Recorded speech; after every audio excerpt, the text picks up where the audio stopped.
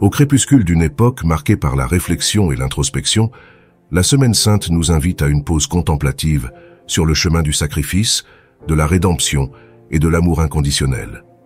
Dans cette période de réflexion, la figure de Jésus-Christ apparaît non seulement comme le centre du récit chrétien, mais aussi comme un pont vers des philosophies qui, bien que lointaines dans le temps et dans l'espace, partagent des échos de son message de force, de sérénité et de transformation intérieure. C'est dans ce contexte que nous explorons une facette moins fréquentée mais profondément résonante de Jésus-Christ, son côté stoïque. La philosophie stoïcienne, née dans la polie grecque et perfectionnée dans les forums romains, nous parle d'acceptation, de contrôle de nos passions et de nos perceptions, et de la recherche de la vertu comme bien suprême. Des personnages tels que Sénèque, Épictète et Marc Aurèle nous ont légué une vision du monde où la paix intérieure s'obtient par l'acceptation de l'ordre naturel des choses et la concentration sur notre propre comportement et nos attitudes face aux vicissitudes de la vie. À première vue, il pourrait sembler que le vaste empire de la foi chrétienne et le jardin stoïcien de la réflexion philosophique n'ont pas grand-chose en commun. Cependant, à mesure que nous approfondissons les enseignements et la vie de Jésus-Christ, nous découvrons des parallèles surprenants qui brouillent les frontières entre ces deux traditions. Jésus-Christ, par sa vie et sa parole, a incarné des principes qui résonnent au cœur du stoïcisme. Son message d'amour pour les autres, de pardon et de paix intérieure face aux adversités du monde terrestre, nous rappelle l'importance des attitudes intérieures sur les circonstances extérieures. Les béatitudes, par exemple, font écho à l'idée stoïcienne selon laquelle le vrai bonheur ne dépend pas des biens matériels ou du statut social, mais d'un état d'esprit en harmonie avec des valeurs transcendantales. Ce dialogue entre le christianisme et le stoïcisme n'a pas pour but d'assimiler Jésus-Christ aux philosophes stoïciens, mais plutôt de souligner comment leurs enseignements peuvent se compléter et éclairer certains aspects de notre recherche personnelle de sens et de but. Alors que le stoïcisme nous offre des outils pour naviguer dans le monde interne de nos perceptions et de nos désirs, le christianisme ouvre un horizon d'espoir, de salut et d'amour divin qui transcende le purement rationnel. Pendant la Semaine Sainte, lorsque nous commémorons la passion, la mort et la résurrection de Jésus-Christ, nous nous trouvons face à l'expression maximale de l'amour et du sacrifice. Cet acte d'abandon absolu nous invite à réfléchir sur notre propre capacité de renoncement, de compassion et d'amour inconditionnel envers les autres.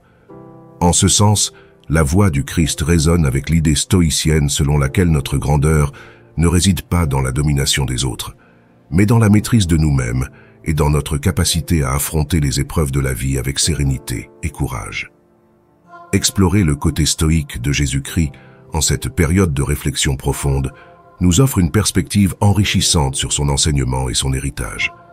Cela nous rappelle qu'au-delà des différences doctrinales ou théologiques, il existe un noyau commun de sagesse pratique sur la manière de vivre pleinement, d'affronter nos souffrances et de cultiver la paix intérieure.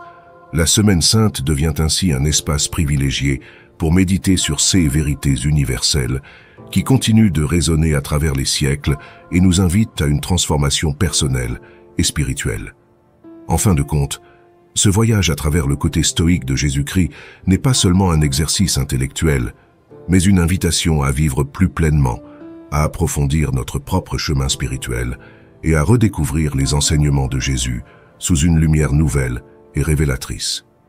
Ce faisant, nous pouvons trouver non seulement du réconfort et de la force dans nos propres défis, mais aussi une source d'inspiration. L'origine du stoïcisme. Le stoïcisme, l'un des courants philosophiques les plus influents et les plus durables de l'Antiquité, trouve ses racines dans l'agitation intellectuelle et culturelle de la Grèce classique, née de l'esprit curieux de Zénon de Citium, qui, après un naufrage qui le conduisit à Athènes, s'immergea dans l'étude de la philosophie. Cette doctrine est devenue un bastion de sagesse et d'orientation morale pour les générations futures. En approfondissant l'origine et l'évolution du stoïcisme, nous découvrons non seulement les fondements de cette philosophie, mais aussi sa résonance universelle, capable d'entrer dans un dialogue profond avec les enseignements de figures transcendantales comme Jésus-Christ. Zénon, influencé par les enseignements de Socrate et des cyniques, en particulier Cès de Thèbes, entreprit d'établir un système philosophique qui offrirait un moyen pratique de faire face aux défis de la vie. Adoptant et adaptant les principes cyniques d'autosuffisance et de mépris pour les conventions sociales superflues, Zénon fonda l'école stoïcienne du portique peint, un portique orné de fresques qui se trouvait au cœur de l'agora athénienne. De ce lieu, le stoïcisme tire son nom, soulignant dès ses débuts son caractère accessible et communautaire. Les stoïciens, dirigés par Zénon et suivis par des personnages tels que Cléante et Chrysippe, et plus tard par des personnages romains tels que Sénèque, Épictète et Marc Aurèle, ont articulé une approche de la vie centrée sur la vertu, la raison et le contrôle des passions. Ils croyaient que le bonheur authentique et la liberté personnelle ne découlent pas des possessions extérieures ou du plaisir sensoriel, mais du fait de vivre en harmonie avec la nature et d'exercer un contrôle rationnel sur nos désirs et nos aversions. La philosophie stoïcienne soutient que, même si nous ne pouvons pas contrôler les événements extérieurs, nous maîtrisons nos réponses à ces événements, soulignant l'importance de la perception et de l'attitude interne dans la construction d'une vie vertueuse. La doctrine stoïcienne est divisée en 3 disciplines fondamentales, la logique, la physique et l'éthique, cette dernière étant la plus pertinente pour la pratique quotidienne. La logique stoïcienne, qui inclut la théorie de la connaissance et l'argumentation, sert d'outil pour discerner le vrai du faux. La physique, englobant la cosmologie et la théologie naturelle, permet de comprendre le monde et l'univers comme un tout rationnel, gouverné par une divinité providentielle. L'éthique, quant à elle, traite du comportement humain et propose que vivre conformément à la nature, entendu comme raison universelle, est le chemin du bonheur. L'influence du stoïcisme s'est étendue au-delà de la Grèce, atteignant son apogée à Rome, où des personnalités telles que Sénèque, précepteur et conseiller de Néron, Épictète, un esclave affranchi qui enseignait la philosophie à Nicopolis, et Marc Aurèle, empereur philosophe, en personnifia et en diffusa les principes. Ces stoïciens romains ont adapté la philosophie à leur contexte, en mettant l'accent sur la pratique plutôt que sur la théorie et en soulignant l'importance de l'éthique personnelle dans la construction d'une société juste et harmonieuse. L'héritage du stoïcisme, avec son appel à la résilience, à la dignité personnelle et à la responsabilité éthique, résonne à travers les siècles. Dans un monde marqué par le changement et l'incertitude, ces enseignements continuent d'offrir des conseils précieux pour affronter l'adversité avec force et équilibre. En explorant les racines et le développement du stoïcisme, nous comprenons non seulement mieux cette riche tradition philosophique, mais nous découvrons également un terrain d'entente. Jésus et ses enseignements. Dans les rues poussiéreuses de Judée, sous le joug de l'Empire romain, émerge une figure dont l'influence transcendra les barrières du temps et de l'espace, Jésus de Nazareth. Né dans des conditions modestes vers l'an 4 avant Jésus-Christ, dans une famille d'artisans, Jésus a grandi dans un contexte d'oppression et d'attente messianique, où les tensions entre les puissances occupantes et les traditions locales étaient à leur paroxysme. Malgré les rares archives historiques extérieures aux textes religieux, les évangiles du Nouveau Testament nous offrent une vision profonde d'un chef spirituel qui, au lieu de succomber aux courants révolutionnaires de son époque, proposait une transformation radicale de l'intérieur de l'être humain. Les enseignements de Jésus, bien que profondément enracinés dans la tradition juive, se distinguaient par leur universalisme et leur appel au renouveau moral et intérieur. Au cœur de son message se trouvait l'appel à l'amour inconditionnel, au pardon et à la recherche d'un royaume qui n'est pas de ce monde, mais de l'esprit. Les béatitudes, exprimées dans le Sermon sur la montagne, résument cette vision proclamant bienheureux les humbles, les paisibles et ceux qui recherchent la justice avant la recherche de la richesse matérielle ou du pouvoir temporel. Ce message de Jésus remettait non seulement en question les structures sociales et religieuses de son époque, mais présentait également des parallèles notables avec le stoïcisme dans son appel à la sérénité face à l'adversité, au contrôle de ses passions et à la valorisation de la vertu comme du bien suprême. La mise en garde contre l'avidité et l'accumulation de biens matériels, par exemple, trouve un écho dans la vision stoïcienne selon laquelle le véritable bonheur réside dans le caractère et l'esprit, et non dans les possessions extérieures. Au-delà des similitudes thématiques, ce qui fait résonner les enseignements de Jésus avec ceux du stoïcisme, c'est la compréhension que, même si nous n'avons aucun contrôle sur les circonstances extérieures, nous possédons la capacité de gouverner nos réponses internes. Jésus a souligné l'importance de l'intention et de l'attitude du cœur, enseignant que la pureté intérieure et l'authenticité ont plus de valeur que l'observance extérieure des rituels et des lois. Cependant, contrairement aux stoïciens, Jésus mettait un accent particulier sur la relation personnelle avec le divin, proposant une vision d'un Dieu aimant et miséricordieux, désireux d'établir un lien intime avec chaque individu. Cette focalisation sur la relation personnelle et communautaire avec Dieu complète la vision stoïcienne de l'ordre universel, offrant une dimension transcendante à l'appel à vivre selon des principes éthiques élevés. À travers des paraboles, des miracles et des enseignements directs, Jésus a communiqué son message d'espoir, de salut et de transformation. Mettant ses disciples au défi de regarder au-delà de l'immédiat et du matériel vers un horizon de sens et de buts éternels, sa vie même, marquée par le service, le sacrifice et la résurrection, constitue l'exemple suprême d'amour et de dévouement désintéressé, offrant à l'humanité non seulement un chemin vers la rédemption spirituelle, mais aussi un modèle de vertu et de résistance intérieure face aux épreuves de la vie. L'examen des enseignements de Jésus dans ce contexte révèle non seulement la profondeur de son message, mais aussi sa pertinence durable. Bien que les différences doctrinales et contextuelles soient claires, la résonance entre le chemin tracé par Jésus et les principes stoïciens souligne une vérité fondamentale. La recherche de la vertu, la maîtrise de soi et la paix intérieure sont des aspirations universelles qui traversent les cultures et les époques, nous invitant chacun à une réflexion profonde sur notre façon de vivre et l'héritage que nous souhaitons laisser. Similitude profonde, vertu et maîtrise de soi. Au cœur de la philosophie stoïcienne et des enseignements de Jésus-Christ se trouve un principe transformateur. La vie vertueuse est la seule qui vaille la peine d'être vécue, un chemin pavé non pas par l'accumulation de richesses ou la poursuite de plaisirs éphémères, mais par la culture de soi, contrôle et adhésion aux valeurs éthiques universelles. Cette conception commune de la vertu et de la maîtrise de soi démontre non seulement la convergence de deux des écoles de pensée les plus influentes de l'humanité, mais offre également un guide éternel pour la recherche personnelle de sens et d'épanouissement. Pour les stoïciens, la vertu représente la somme et le but final de la vie, comprise comme l'exercice de la raison et l'alignement avec la nature universelle. Zénon de Citium, en créant cette école philosophique, n'a pas cherché à formuler un code moral rigide, mais plutôt à souligner l'importance de vivre selon une disposition rationnelle, en considérant la vertu comme l'expression la plus élevée de l'humanité. Cette perspective se reflète dans les enseignements d'Épictète et de Marc Aurèle, qui voyaient dans l'acceptation sereine de la fortune et l'engagement en faveur de la justice, de la tempérance, de la force et de la sagesse, les piliers d'une vie en pleine harmonie avec le Logos, le principe ordonnateur du cosmos.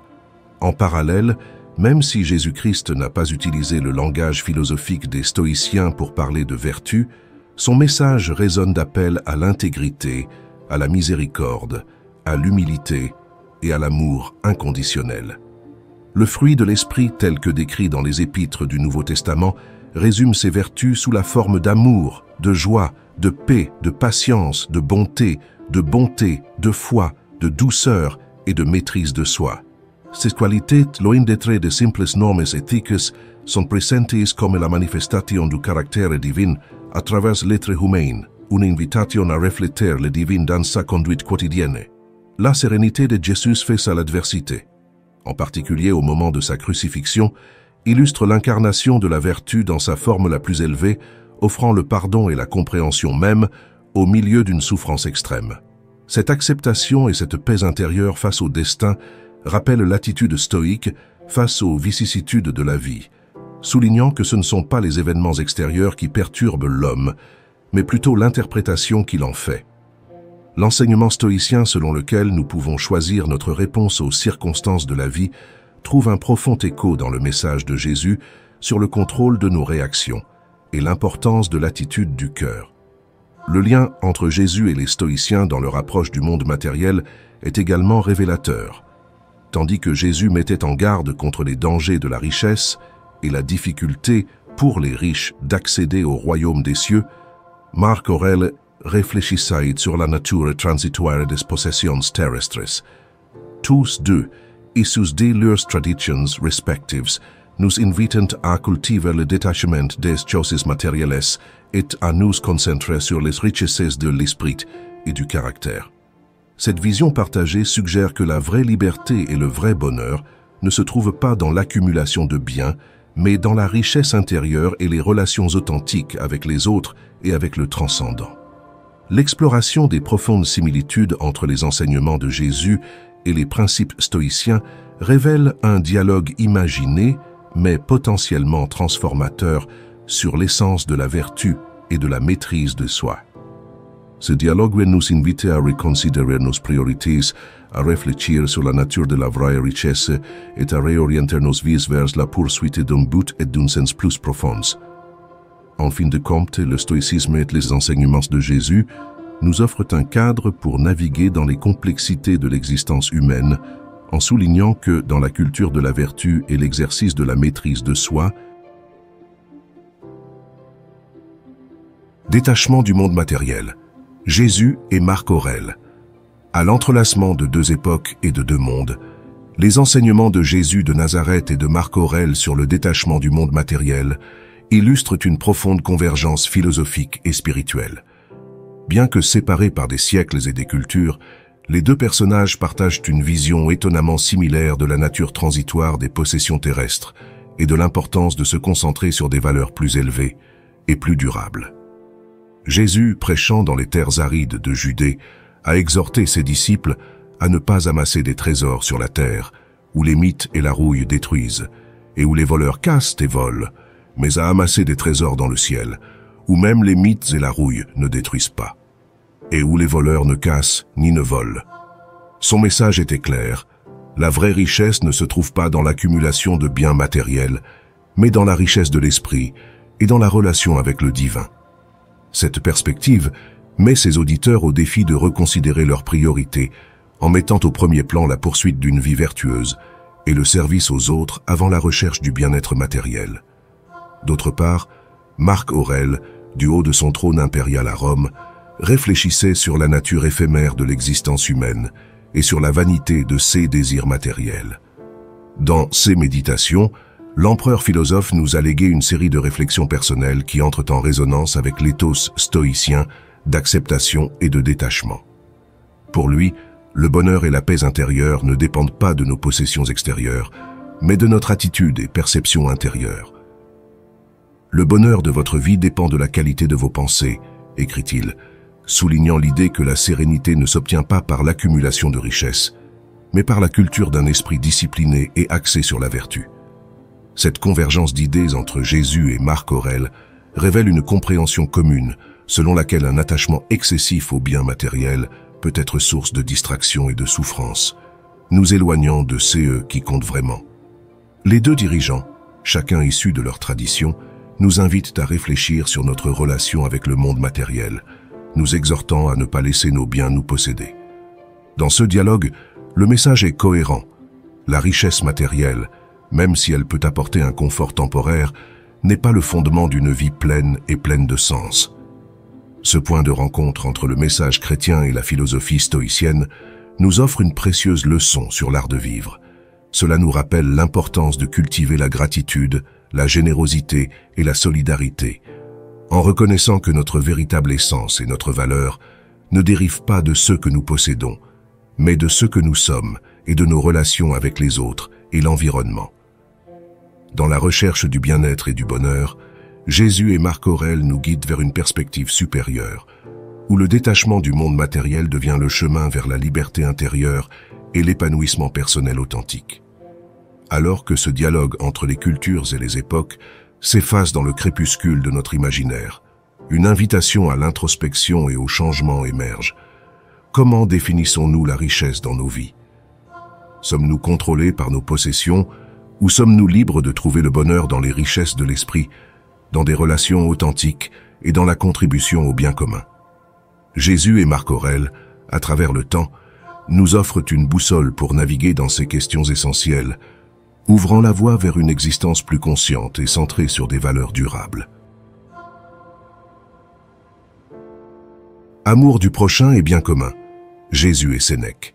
Au crépuscule d'une époque marquée par la recherche de sens et de connexion, la figure de Jésus de Nazareth et de Sénèque, le stoïcien, se dresse comme des phares de lumière, nous guidant vers une compréhension profonde de l'amour du prochain et de l'engagement pour le bien commun. Bien que séparés par des barrières culturelles et temporelles, leurs enseignements convergent sur un point crucial, l'importance de cultiver des relations basées sur l'empathie, la bienveillance et la générosité, transcendant ainsi les limites individuelles pour embrasser une vision partagée de l'humanité et de la solidarité. Jésus, dont le ministère terrestre était étroitement lié à des messages d'amour inconditionnel, de compassion et de service, a formulé le commandement d'aimer son prochain comme soi-même, comme étant au cœur de son enseignement. Cet appel radical à l'amour désintéressé remet non seulement en question les normes sociales et religieuses de son époque, mais établit une éthique relationnelle qui donne la priorité au bien-être et à la dignité de l'autre, plutôt qu'à l'intérêt personnel. La parabole du bon samaritain, par exemple, bouleverse les attentes en présentant un acte de gentillesse de la part d'un étranger envers quelqu'un dans le besoin, illustrant ainsi l'universalité de l'amour et de la responsabilité envers autrui, quelles que soient les divisions ethniques ou religieuses.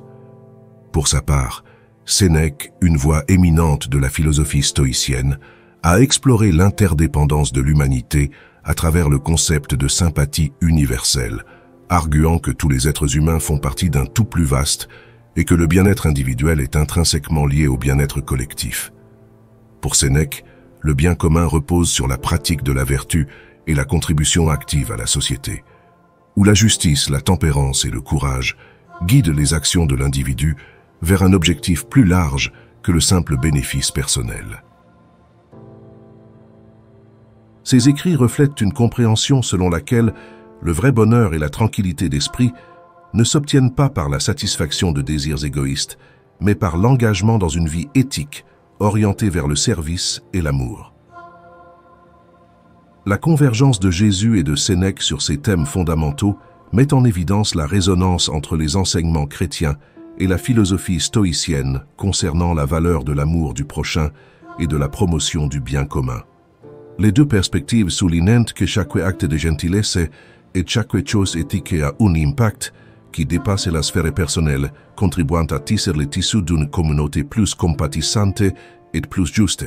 Cette compréhension partagée suggère qu'au-delà des différences doctrinales, il existe un appel commun à reconnaître notre interdépendance et à agir avec amour et responsabilité envers les autres. Cette rencontre imaginaire entre Jésus et Sénèque, sous le ciel immense qui unit leur monde, nous invite à réfléchir sur notre propre rapport à la société et notre engagement pour le bien-être collectif. Il nous rappelle qu'au cœur de nos quêtes spirituelles et philosophiques se trouvent les principes universels d'amour, d'empathie et de solidarité, qui peuvent guider nos actions vers la construction d'un monde où le bien commun prévaut sur l'individualisme et où l'amour du prochain est la boussole qui guide notre coexistence. Ainsi, tandis que le dialogue entre Jésus et Sénèque s'efface à l'horizon de notre esprit, l'essence de leur message perdure, nous incitant à considérer la compassion et la générosité comme fondement de notre existence. Ils nous invitent à être des agents de changement, à rayonner l'amour dans nos communautés et à contribuer, par chaque petit geste, à un tissu social plus humain et fraternel. Dans cette rencontre capitale, nous trouvons non seulement l'inspiration mais aussi la responsabilité de perpétuer l'héritage d'amour et de service qui nous a été confié, traçant ainsi des chemins d'espoir et d'unité dans notre voyage commun vers le bien commun. Différence de croyances et de pratiques. Jésus et Épictète. Dans la rencontre imaginaire entre Jésus de Nazareth et Épictète, nous entrons dans un dialogue d'une profonde résonance éthique et spirituelle, marqué par la divergence des croyances et des pratiques qui définissent leurs visions respectives du monde. Bien qu'ils partagent un engagement inébranlable envers la vertu et le développement moral de l'individu, les racines de ces enseignements sont ancrées dans des fondements philosophiques et théologiques distincts. offrant ainsi un riche terrain de dialogue et de réflexion. Jésus, dont la mission terrestre s'est déroulée à travers des paraboles, des miracles et des enseignements, a placé la relation personnelle avec Dieu au centre de son message, considéré comme la source ultime de vérité, de liberté et de salut. Dans ce contexte, la volonté humaine et la foi sont étroitement liées, de sorte que la véritable liberté naît de la connaissance de la vérité divine, qui, à son tour, est accessible par la foi. La vérité vous libérera, déclare-t-il dans l'Évangile selon Jean, en désignant une liberté qui transcende les limites humaines et qui est fondée sur la reconnaissance d'une réalité supérieure et éternelle. De l'autre, Épictète, figure emblématique du stoïcisme, conçoit la liberté en termes de domination de sa propre volonté et d'alignement sur la raison, considérée comme la loi fondamentale du cosmos. Pour lui, le bonheur et la paix intérieure s'obtiennent grâce à l'acceptation de CE qui échappe à notre contrôle et à l'exercice vertueux de CE qui est, c'est-à-dire nos propres perceptions, intentions et actions. Ce ne sont pas les événements qui perturbent les gens, mais le jugement qu'ils portent, affirme-t-il, soulignant le rôle de l'interprétation rationnelle comme déterminant du bien-être. Ce dialogue hypothétique révèle donc une différence fondamentale dans la compréhension de la volonté et de la liberté. Alors que Jésus met l'accent sur la foi comme véhicule vers la libération spirituelle et la vérité ultime, Épictète se concentre sur la raison et l'autodiscipline comme moyen de vivre en accord avec la nature et d'atteindre la sérénité. La foi, dans le cadre chrétien, invite à une confiance transcendantale qui va au-delà des preuves rationnelles, rapprochant le croyant de vérités spirituelles insondables. En revanche, le stoïcisme promeut la confiance dans la capacité humaine à comprendre et à vivre en harmonie avec l'ordre naturel grâce à l'exercice de la raison. Une autre différence réside dans la vision de la souffrance et de l'adversité. Pour Jésus, la souffrance peut avoir un but rédempteur, offrant des opportunités d'approfondissement de la foi et de croissance spirituelle. La crucifixion et la résurrection sont présentées comme l'exemple suprême de la manière dont les souffrances les plus profondes peuvent donner lieu à la victoire la plus glorieuse. Épictète, cependant, considère la souffrance comme quelque chose qui peut et doit être atténué par une perception correcte et une indifférence envers ceux qui ne dépendent pas de nous. Malgré ces différences, Jésus et Épictète partagent un appel à la transformation intérieure et un engagement envers des valeurs qui promeuvent la dignité humaine et le bien-être. Cependant, les voies qu'ils proposent pour réaliser ces valeurs divergent considérablement dans leur conception de la divinité, du rôle de la foi et de la nature de la liberté et de la souffrance. Cet échange imaginaire entre deux des figures les plus influentes de l'éthique et de la spiritualité humaine nous invite à réfléchir sur la richesse et la diversité des traditions philosophiques et religieuses. En reconnaissant ces différences, nous pouvons approfondir notre compréhension de ce que signifie vivre une vie bonne et vertueuse, en explorant comment différentes conceptions de la volonté, de la liberté et de la foi peuvent éclairer et enrichir notre propre recherche de sens et de but. Différences clés, théologie et vision du monde. Alors que nous approfondissons la discussion sur les principales différences entre la théologie et la vision du monde qui sous-tendent les enseignements de Jésus et la philosophie stoïcienne, nous nous trouvons confrontés à un contraste profond et révélateur. Ce contraste éclaire non seulement les singularités de chaque tradition, mais nous invite également à réfléchir sur la diversité des chemins vers la compréhension de notre existence et de notre place dans le cosmos. Le christianisme, avec sa théologie profonde, présente un Dieu personnel et créateur activement impliqué dans l'histoire humaine.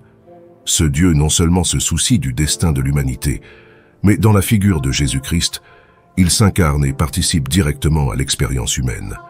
Cet acte d'incarnation, de mort et de résurrection de Jésus est non seulement le fondement du salut chrétien, mais établit également une relation intime et personnelle entre Dieu et chaque croyant. La foi chrétienne est donc basée sur la grâce divine, la rédemption et la promesse de la vie éternelle, soulignant l'importance de la foi, de l'amour et de l'espérance comme piliers de la relation entre les êtres humains et le divin. En revanche, le stoïcisme, une philosophie qui a prospéré dans un contexte très différent, propose une vision du monde dans laquelle l'univers est considéré comme un tout cohérent, gouverné par le logos ou la raison universelle. Ce logos n'est pas un Dieu personnel au sens chrétien du terme, mais une force qui imprègne et ordonne la nature, assurant son fonctionnement harmonieux. Pour les stoïciens, vivre une vie vertueuse signifie vivre en harmonie avec cet ordre naturel, exercer un contrôle sur nos passions et nos désirs pour atteindre la tranquillité de l'âme. La liberté et le bonheur découlent donc de la compréhension et de l'acceptation de notre place au sein de cet ordre, et non d'une intervention divine personnelle. Alors que le christianisme parle d'un Dieu qui aime, pardonne et recherche une relation avec ses créatures, le stoïcisme se concentre sur l'introspection et l'autodiscipline comme moyen de s'aligner sur l'ordre cosmique. Le salut chrétien est un don de la grâce divine, accessible par la foi en Jésus-Christ. En revanche, le salut stoïcien s'obtient par la connaissance et la pratique de la vertu, un processus essentiellement rationnel et autodirigé. Ces différences théologiques et cosmogoniques soulignent une divergence fondamentale dans la manière dont les deux traditions comprennent le but et le sens de la vie humaine. Alors que pour le christianisme, le but ultime est la communion avec Dieu et la participation à sa gloire éternelle, pour le stoïcisme, le but est de vivre en accord avec la nature et d'atteindre une paix intérieure qui naît d'une compréhension et d'une acceptation correcte du monde. Cependant, malgré ces différences, le christianisme et le stoïcisme offrent tous deux des voies permettant de surmonter la souffrance, de cultiver la vertu et de rechercher un plus grand bien qui transcende l'individu. Chacune, à partir de son ensemble particulier de croyances et de pratiques, invite ses adeptes à regarder au-delà des préoccupations immédiates et matérielles, vers un horizon de sens plus large. En explorant ces différences clés, nous nous rappelons la richesse de la tradition humaine dans sa recherche de réponses aux questions éternelles sur l'existence, la souffrance, le bien et le mal, et la destinée ultime de l'humanité. La théologie chrétienne et la vision stoïcienne du monde, dans leur contraste, démontrent non seulement la diversité de notre quête spirituelle et philosophique, mais suggèrent également la possibilité d'un dialogue enrichissant entre ces visions, un dialogue qui peut offrir de nouvelles voies pour comprendre et vivre notre humanité commune. Que pensent les références contemporaines de ces similitudes? À la rencontre des traditions stoïciennes et chrétiennes, les références contemporaines dans des domaines aussi divers que la théologie, la philosophie, la psychologie ou l'éthique sociale offrent un regard renouvelé sur l'intersection et le dialogue entre ces deux courants de pensée.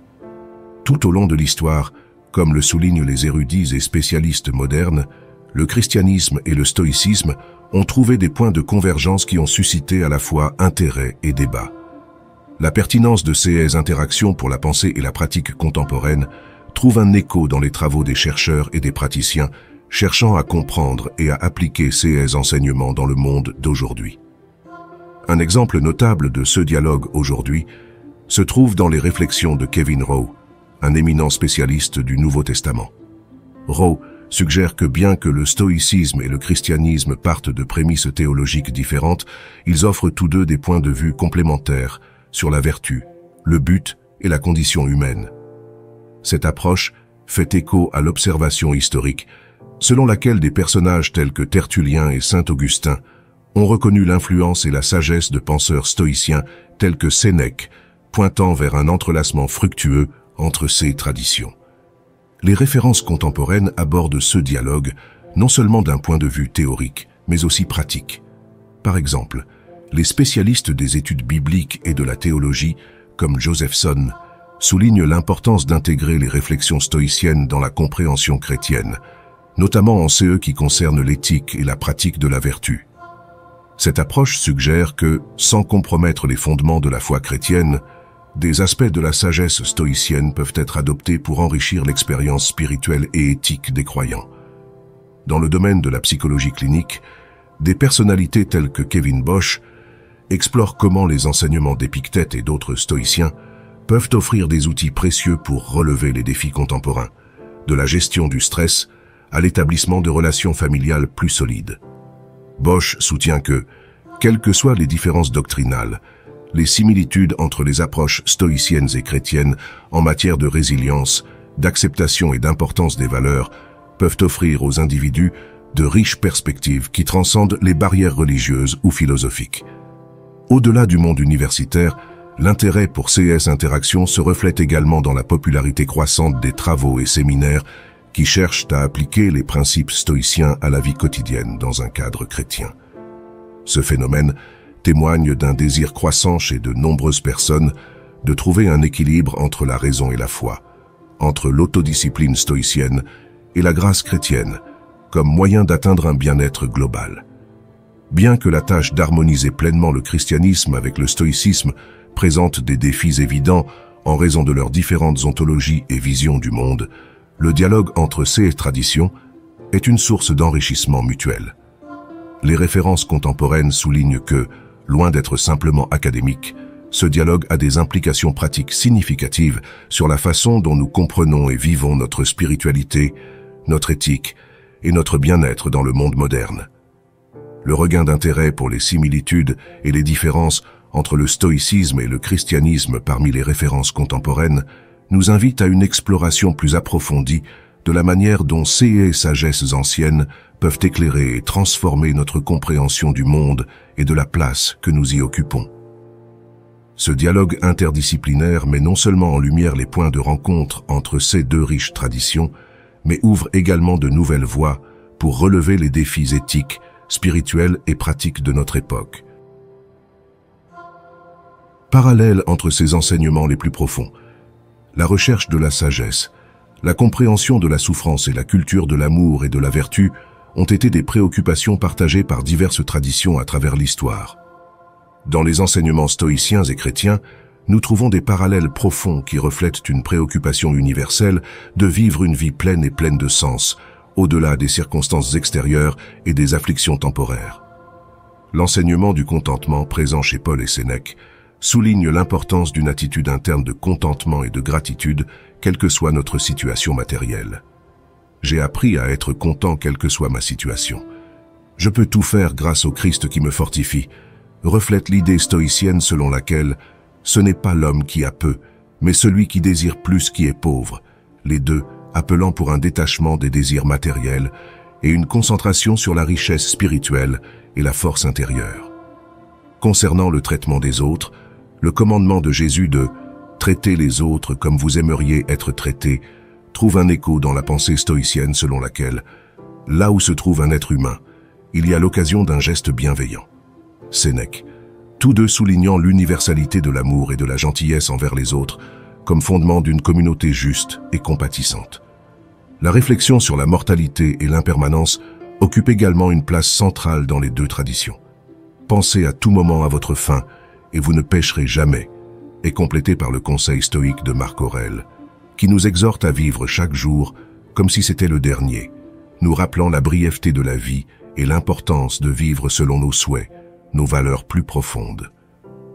En ce qui concerne l'anxiété et l'inquiétude, les deux traditions donnent des conseils pour se libérer du fardeau du futur et se concentrer sur le présent. Ne vous inquiétez de rien, mais en tout, par la prière et la supplication avec action de grâce, présentez vos demandes à Dieu, en résonance avec la pratique stoïcienne consistant à se concentrer sur ce qui est sous notre contrôle et à accepter ce qui échappe à notre contrôle. En paix. L'amour, considéré comme la valeur suprême dans les enseignements de Jésus, est également un thème présent dans le stoïcisme, où la bienveillance et la gentillesse envers tous sont promues. Avant tout, aimez-vous sincèrement les uns les autres, reflète la vision stoïcienne selon laquelle la gentillesse envers les autres est le reflet de la vertu intérieure et de la sagesse. Concernant la discipline et la maîtrise de soi, la tradition chrétienne enseigne que aucune discipline ne semble être une cause de joie pour le moment, mais plutôt de tristesse. Cependant, pour ceux qui ont été formés par elle, elle produit un fruit paisible de justice. Principe qui résonne avec la conviction stoïcienne, selon laquelle la maîtrise de soi est le chemin vers la liberté et la paix intérieure. Ce parallèle entre christianisme et stoïcisme mettent en évidence non seulement des points de rencontre éthiques et spirituels, mais aussi une compréhension commune de la condition humaine et de ses défis. À travers ces enseignements profonds, les deux traditions nous invitent à réfléchir sur notre propre vie, en encourageant un chemin de croissance personnelle, de compassion pour les autres et une recherche incessante de vérité et de bien-être qui transcende les différences doctrinales ou philosophiques. Si vous êtes arrivé jusqu'au bout, je tiens à vous remercier du fond du cœur. Vous n'êtes pas simplement un spectateur parmi tant d'autres. Vous êtes quelqu'un qui cherche activement à améliorer sa vie, qui ne baisse pas les bras et qui croit au pouvoir du changement. C'est énorme. Si vous avez réellement suivi toute la vidéo avec moi, laissez un commentaire en disant « Je suis sur le chemin stoïque ». Ce sera notre signe secret montrant votre engagement dans cette aventure transformative. Et si ce n'est pas encore fait, abonnez-vous. Ensemble, nous transformerons chaque défi en victoire.